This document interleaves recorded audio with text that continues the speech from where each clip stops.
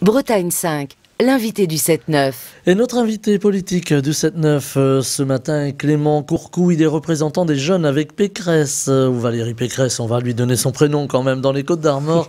Et il est l'invité de la matinale, il est en direct avec nous, il est venu jusqu'au micro, je l'en remercie. Bonjour. Bonjour. Alors, Clément Courcou, la campagne est lancée, cette fois-ci, ça y est, on y est, comme on dit. Ça y est, ça commence, on est partout sur le terrain et on est à fond. Vous êtes à fond, voilà, on aura compris. Clément Courcou, beaucoup de choses dans cette campagne, une campagne un petit peu différente des autres campagnes présidentielles, dans un climat particulier, on va y revenir, et avec des enjeux politiques importants, évidemment. On voit que cette campagne, elle dérive vers l'extrême droite. Alors vous êtes... vous soutenez la droite traditionnelle à travers Valérie Pécresse, mais on voit qu'elle dérive vers l'extrême droite avec Éric Zemmour qui prend de l'importance, Marine Le Pen qui est toujours là. Est-ce que c'est de nature à vous inquiéter, cette montée d'Éric Zemmour? J'ai posé déjà la question à plusieurs de mes invités de la matinale. Oui, bien sûr. Moi, aujourd'hui, ça m'inquiète personnellement et ça nous inquiète aujourd'hui à droite. Un petit point quand même sur Éric Zemmour. Éric Zemmour, c'est quand même une personne qui a été condamnée 3 fois, notamment pour provocation à la haine raciale. Nous, on considère qu'on n'a jamais fait de projet d'avenir en regardant dans le rétroviseur. Éric Zemmour, aujourd'hui, c'est celui qui rêve du passé. Nous, on a choisi De Gaulle. Lui, aujourd'hui, il a choisi Pétain. Parce que je vous rappelle quand même qu'il avait dit que le maréchal Pétain avait voulu sauver les Juifs. Bon, moi je me déclare plutôt gaulliste, lui aussi apparemment, je crois que... C'est pas le même gaullisme finalement. Et effectivement, je crois qu'il faudrait qu'il regarde un petit peu l'histoire et le passé, et il verrait que De Gaulle et le maréchal Pétain n'étaient pas très amis. Enfin bon, c'est aussi voilà, celui qui...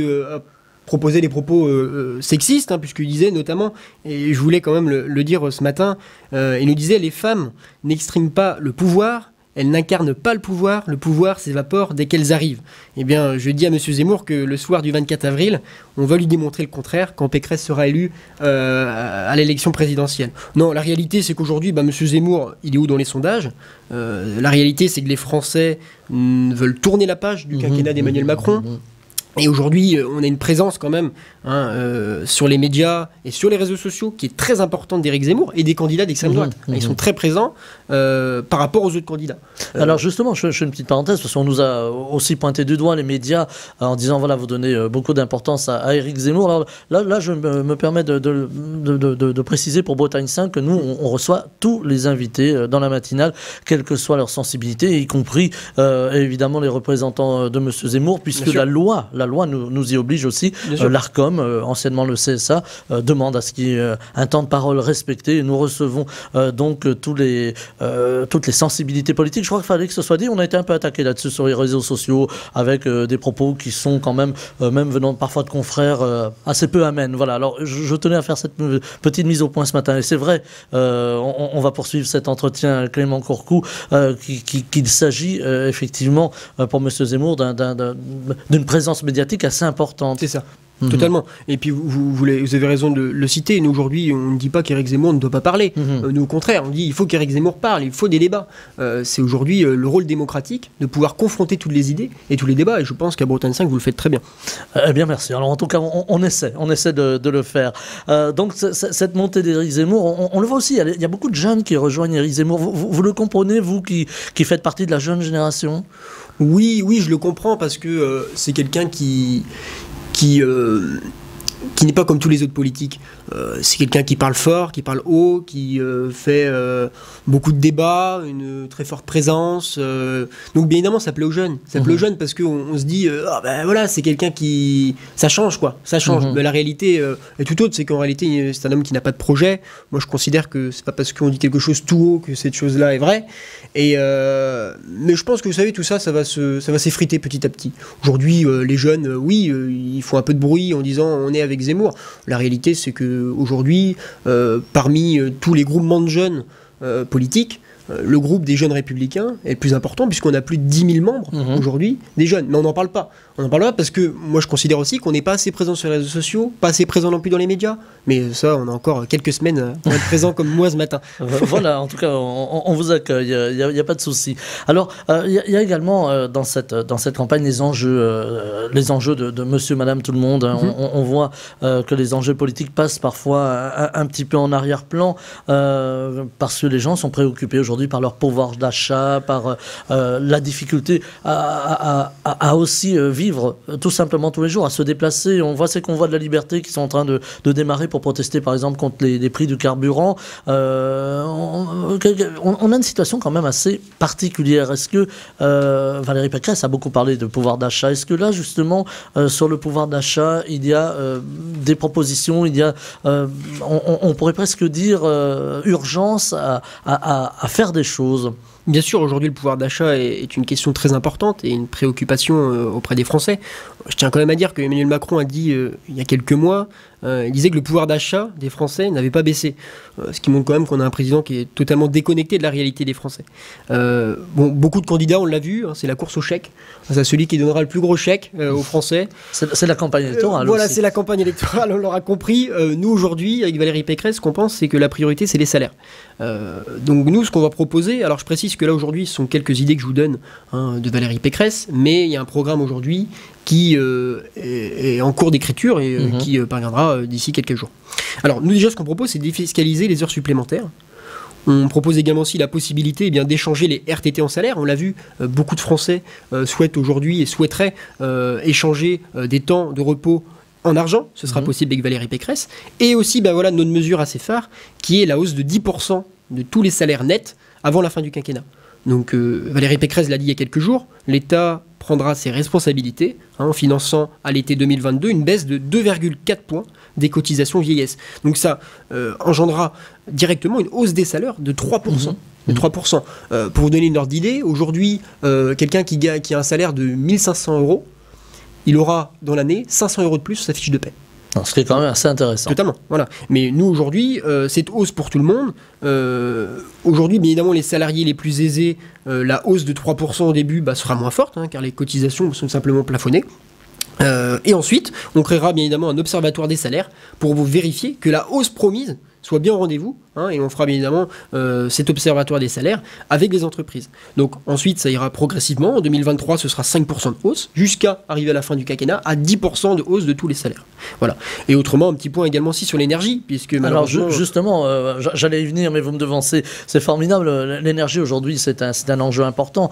On voit que la facture augmente. Là aussi, ce sont les plus précaires qui sont touchés par ces hausses de la facture d'électricité ou du gaz également. Là aussi, en matière d'énergie, il y a urgence parce que on va arriver à un moment où les gens vont plus pouvoir se chauffer tout simplement s'ils ont des chauffages électriques. Mais bien sûr, totalement. Nous aujourd'hui, sur l'énergie, c'est un point assez particulier. On a vu M. Macron vient d'ouvrir les yeux sur son quinquennat après 5 ans quand même. Il était temps.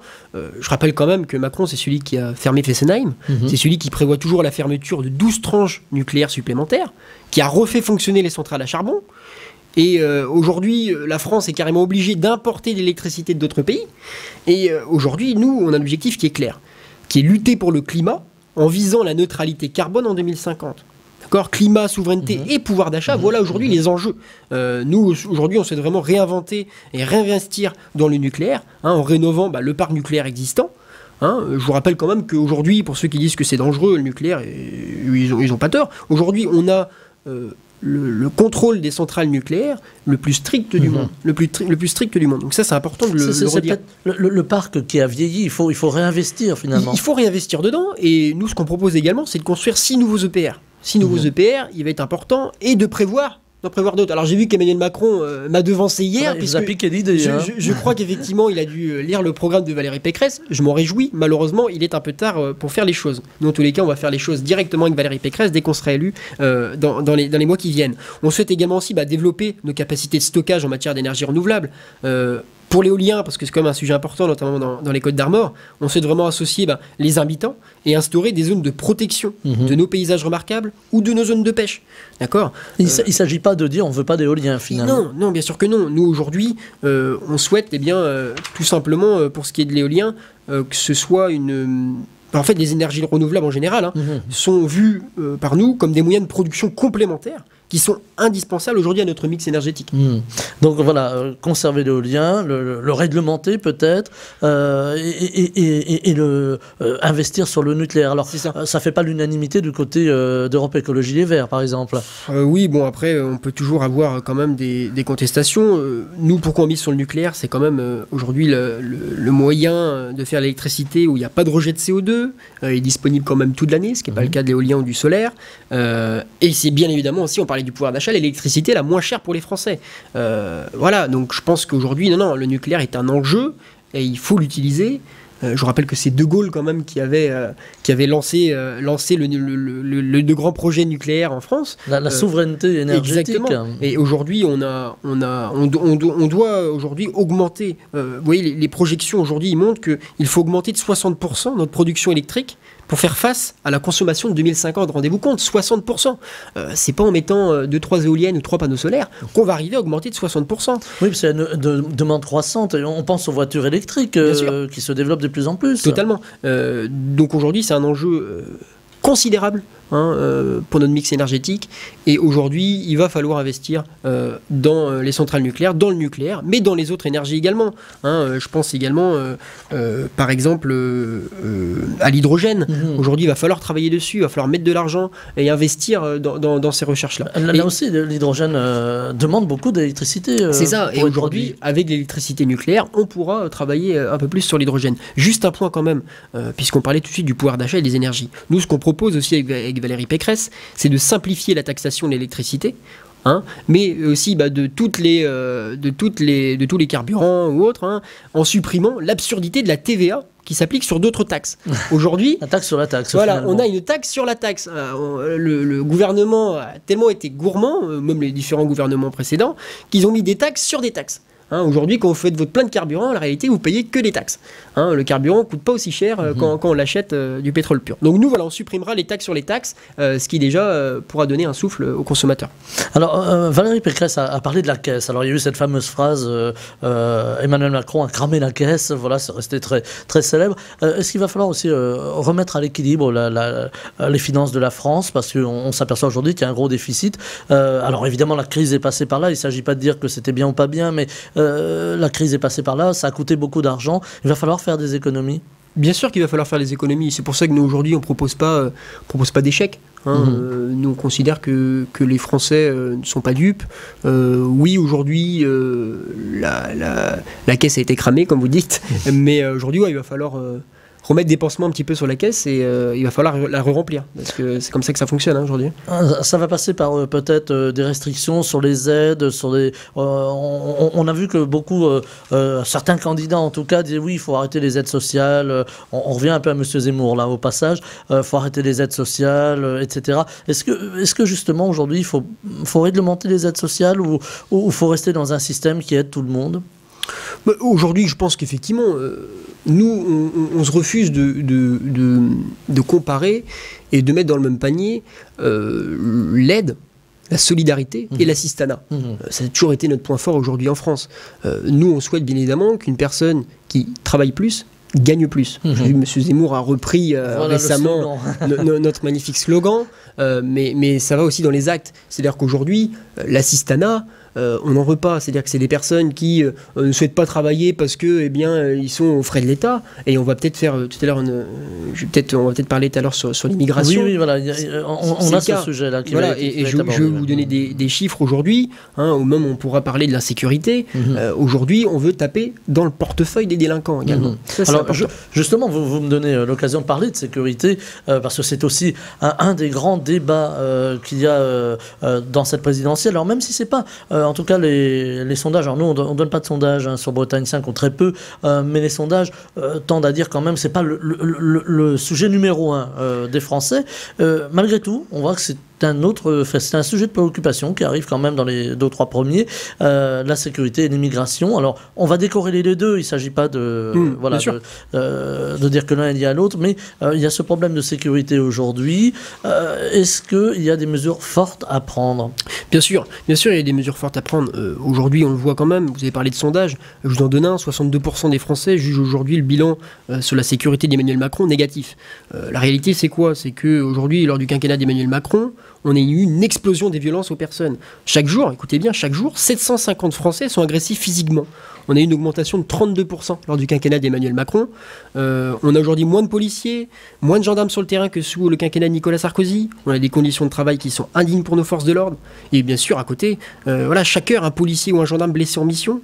On a à côté aussi un laxisme pénal sous le quinquennat Macron. Entendez bien, moins de 5% des infractions constatées aboutissent à une condamnation. Moins de 5%, c'est du n'importe quoi. On n'a eu aucun progrès en 5 ans sur la simplification numérique de la procédure pénale. On a eu 2 fois moins de juges et de procureurs en France qu'en Allemagne. Donc voilà, aujourd'hui, nous, on souhaite... On a un programme qui est sorti, le programme de Valérie Pécresse. On souhaite tout simplement que la peur change de camp. Je pense notamment au rétablissement d'une peine minimale d'1 an de prison ferme pour les auteurs d'agressions contre les dépositaires de l'autorité publique. On le voit aujourd'hui, nos élus, nos pompiers, nos forces de l'ordre sont agressés chaque jour. On souhaite mettre le rétablissement d'une peine minimale d'1 an de prison pour les auteurs d'agressions contre les dépositaires de l'autorité publique. Je parle des forces de l'ordre, des pompiers, des élus, des médecins ou encore des professeurs. Parce qu'aujourd'hui, on a une banalisation de la violence. La violence qui finalement se traduit sur le terrain vis-à-vis des porteurs de l'ordre, c'est une chose. On pense aux policiers, évidemment, aux gendarmes, mais aussi des personnels éducatifs. Vous parliez des professeurs à l'instant. Est-ce que là aussi, il faut... c'est une question, alors c'est un petit peu plus vaste, mais c'est aussi une question, j'allais presque dire, d'éducation. Est-ce qu'il faut éduquer, est-ce qu'il faut enseigner le respect de l'uniforme, par exemple ? Moi, en tous les cas, je parle personnellement, en tous les cas, mais je crois que Valérie Pécresse, c'est pas dans son programme, donc je pense qu'elle pense pareil que moi. Non, je pense pas que l'uniforme va servir à quelque chose. Je pense que plutôt c'est l'éducation de... Voilà, on rentre dans une classe, par exemple, on se lève, et apprendre aussi le respect. Mais là, on parle de respect aujourd'hui des enseignants, mais ce sont des mères de famille, ce sont des pères de famille. Je me demande, quand ces jeunes agressent des forces de l'ordre, agressent des pompiers, ils doivent pas réfléchir beaucoup, parce que je veux dire, si aujourd'hui, je pense à ces gens-là qui caillassent nos forces de l'ordre ou les pompiers, si un jour leur mère va faire un AVC, qui va venir sauver? Ce sont les pompiers. Ce sont les pompiers. Donc, on entend aussi dire, alors il y a eu ce mouvement social des Gilets jaunes où il y a eu beaucoup de violences de part et d'autre du reste. On entend beaucoup de voix qui s'élèvent contre les violences policières. Est-ce que là aussi il faut contrôler quelque part les forces de l'ordre de ce point de vue-là ? Aujourd'hui, je refuse qu'on dise qu'il y a des violences policières, parce que ça voudrait dire qu'on met tout le monde dans le même paquet.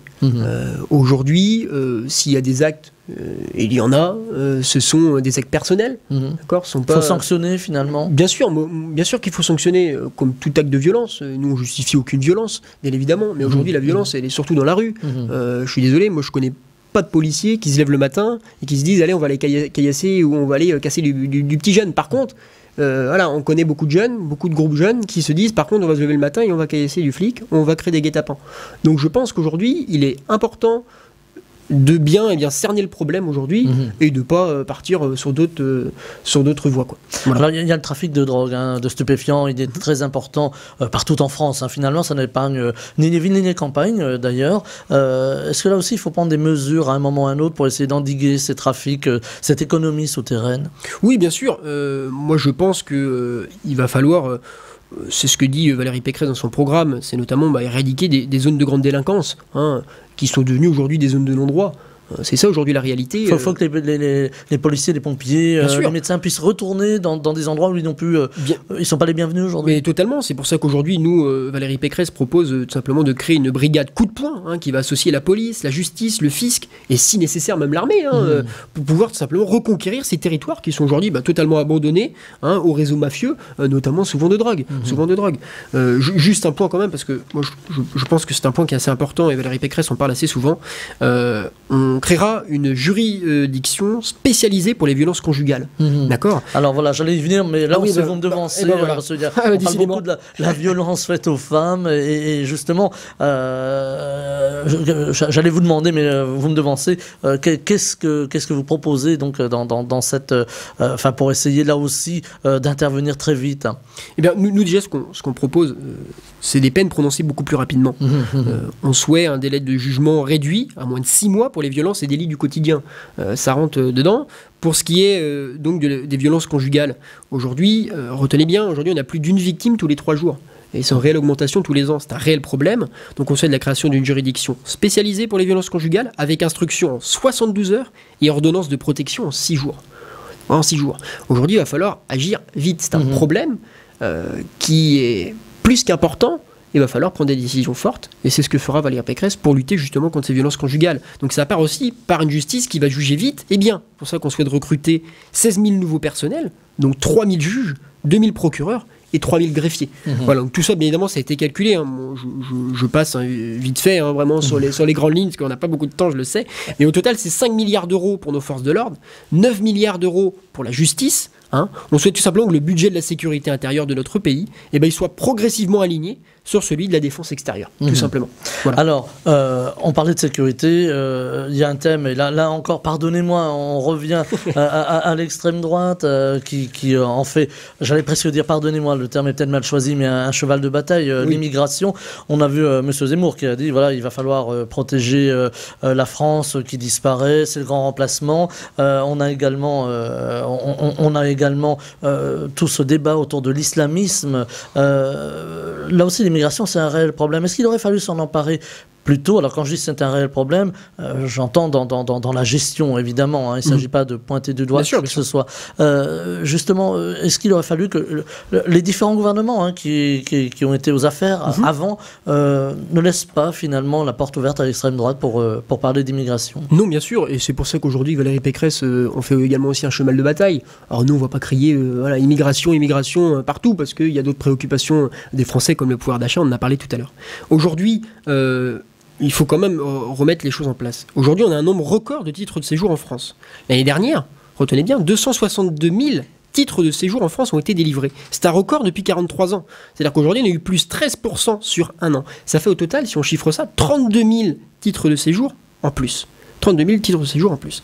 Donc nous, aujourd'hui, on souhaite, il y a plusieurs points, mais on souhaite simplement une loi constitutionnelle, tout simplement pour pouvoir instaurer une immigration choisie avec des quotas par métier et par pays, comme en Allemagne, comme l'Allemagne l'a fait. D'accord ? C'est pour ça qu'aujourd'hui, ces quotas maximum de visa et de titre de séjour seront votés par le Parlement. Et si le plafond aujourd'hui il sera atteint, plus aucun visa ni titre de séjour délivré avant l'année suivante. On souhaite également aussi bien que les États qui refusent de délivrer des laissez-passer consulaires pour le retour de leurs ressortissants clandestins vivant en France, ils auront un délai de 6 mois. Dans la mesure où ce délai de 6 mois, il est passé, on suspendra donc la délivrance de visa d'entrée sur notre territoire par rapport aux pays concernés, tout simplement. Voilà. Alors après, on a plein d'autres points. On souhaite également aussi reprendre l'affrètement des avions charters d'éloignement, notamment, ce qu'il faut savoir, c'est qu'avec le soutien de l'Union européenne et de l'agence européenne Frontex, qui assure tout simplement, il va assurer à la fois le financement et l'escorte. Ça va coûter zéro aux contribuables. Et ça, c'est important. On a un outil qu'on n'utilise pas. Alors, retenez bien, sur le seul premier semestre 2021, l'Allemagne a eu 4 fois plus recours que la France sur ce système-là. Il va falloir aujourd'hui prendre les choses en main. Alors justement, la France, vous avez prononcé aussi le mot de l'Europe. On a les flux migratoires. On voit ces drames en Méditerranée, en Manche aussi. On a ces flux migratoires. Est-ce qu'il va falloir travailler peut-être plus au niveau européen pour essayer d'harmoniser l'accueil? Quand il y a accueil d'urgence, on pense aux réfugiés afghans qui sont arrivés sur notre territoire. Est-ce que là aussi, il va falloir que la France pèse sur l'Europe pour essayer de faire en sorte que tous les pays participent à l'accueil et réglementent finalement les flux migratoires? Oui, bien sûr. Aujourd'hui, il faut une politique européenne qui soit forte. Aujourd'hui, je pense, et Valérie Pécresse l'a dit, il faut qu'aujourd'hui, on profite du fait qu'on soit aujourd'hui président de l'Europe pour pouvoir prendre des actions qui sont concrètes pour ce problème qui est l'immigration. Pour ce qui est de l'accueil, nous, on souhaite vraiment renforcer l'intégration des personnes qui viennent aujourd'hui en France. Notamment, on va lier l'obtention de la carte de séjour à la maîtrise du français, c'est-à-dire 600 heures de cours avec examen obligatoire. Il n'est pas normal aujourd'hui d'accueillir des personnes qui ne savent pas simplement parler notre langue. Aujourd'hui, si ils veulent une intégration, eh bien c'est avec plaisir. Mais c'est pourquoi on fera 600 heures de cours avec examen obligatoire. Et on mettra tout simplement, il faut fixer aussi un plafond de non-francophones par classe pour garantir simplement la qualité des apprentissages. Juste un chiffre quand même, parce que c'est un point assez important que Valérie Pécresse a mis dans son programme et je tenais à en parler aujourd'hui. C'était sur les prestations sociales. Nous, aujourd'hui, on souhaite que les prestations sociales non contributives ne soient pas versées à un étranger qu'après 50 séjours réguliers en France. Qu'après 50 séjours. Aujourd'hui, on considère qu'on ne doit pas venir en France pour obtenir des allocations, mais d'abord pour y trouver un travail et y s'intégrer. Et ça, c'est important. Et on souhaite également aussi que l'aide médicale d'État qui est aujourd'hui accordée aux étrangers en situation irrégulière sera restreinte en soins urgents et aux maladies contagieuses. Il n'appartient pas aux contribuables français de financer des soins non urgents pour une personne en situation irrégulière sur le sol français.